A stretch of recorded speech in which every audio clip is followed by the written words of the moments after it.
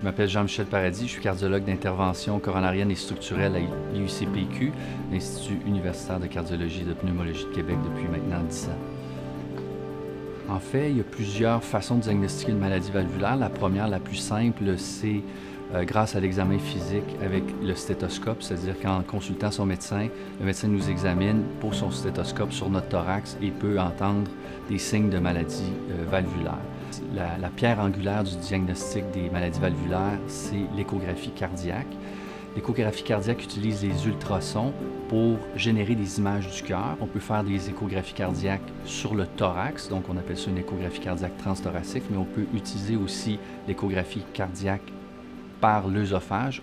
À ce moment-là, on parle d'échographie transœsophagienne et ça nous permet de générer des images encore plus précises du cœur et des valves à l'intérieur du cœur.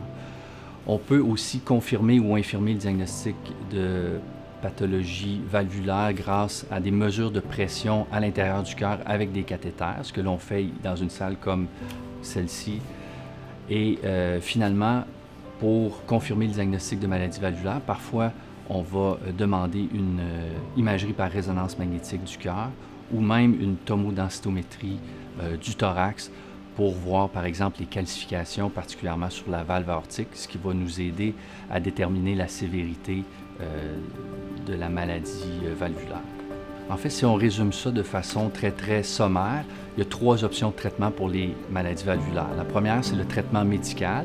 On donne des médicaments aux patients pour, en fait, contrôler les symptômes.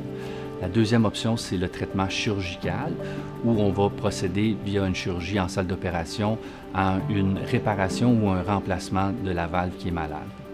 La troisième option de traitement, ça s'appelle les options par cathéter. C'est une option qui est relativement nouvelle, un peu moins invasive et qui nous permet de réparer ou remplacer les valves de façon moins invasive, habituellement par la veine ou par l'artère fémorale. Et ça a l'avantage d'avoir une convalescence beaucoup plus courte que d'autres options.